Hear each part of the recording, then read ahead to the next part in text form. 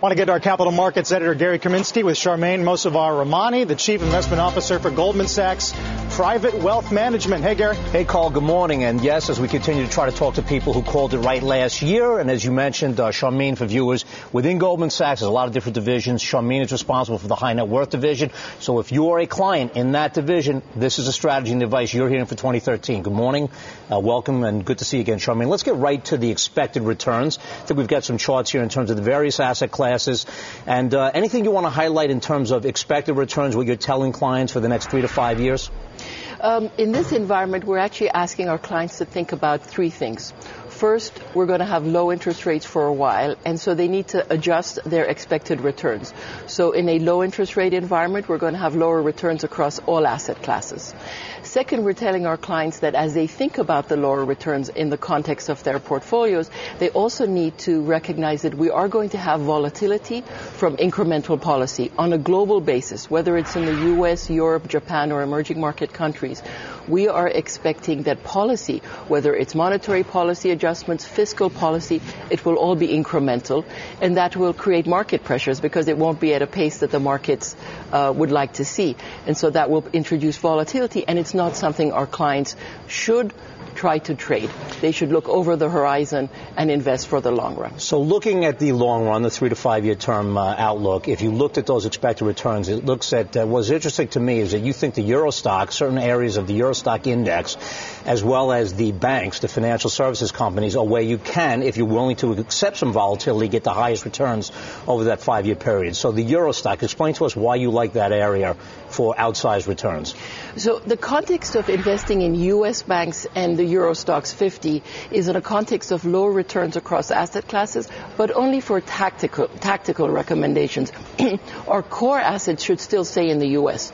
So for core assets, U.S. equities, U.S. high yield are the best places to be. But at the margin, we like the returns in the low to mid-teens of European stocks and U.S. banks. With European stocks, our view is that they are trading at very cheap levels. Right. European stocks today in the Euro Stocks 50, global multinationals, are at a 50% discount to the U.S. Typically, they trade at a 33% discount to the U.S. on average. So there's tremendous upside potential, and half the revenues of these global multinational companies come from outside of Europe. And so while they're getting tainted because of the European sovereign debt crisis, we actually think that they have very good upside. We've had this recommendation on for about a year, but we think that when we look at the next 5 years, we're looking at, let's say, 12 to 14% annual returns. Now let's talk about the banks for a second, because obviously great performance last year by the financial services companies.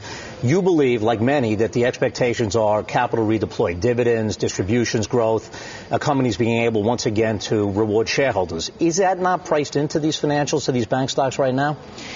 So it's an interesting question regarding the fact that banks have done well, and we've actually had this recommendation on also for a while. However, we think there is still more to go. Banks are trading on average, we're talking about U.S. banks, at about 1 times book. Even if they were to have ROEs more in line of like utilities, 10 to 11%, we actually think they can trade at 1.4 times book easily. And so if you look at that over the next 3 to 5 years, again, you're talking about 14, 15% type returns. So we actually think there's still more upside. In addition to valuation, we think banks will benefit from the continued recovery in the housing sector. And we also think that as the stress test results come out again before the end of March, they will be able to do dividends and buybacks. And I don't think it's all priced in at this moment. Let me ask you one philosophical question. Assume I'm a client of the bank, of Goldman Sachs, and like many people, I probably bought a lot of bonds because I was very concerned over the last 4 years about my own money, wanting capital preservation. And I look at the S&P, it's up 100% from the lows of 2008, 2009. And I say to myself, I know I'm too allocated right now in fixed income, but should I really be buying stocks at these levels? What do you tell me? What do the high net worth advisors tell the clients in a situation like that right now? One of the most important things we have done this year for our clients is to show them 5-year numbers. And we're telling our clients that as they look, exactly as you say, look at bonds, look at equities, they need to look over the horizon for the next 5 years.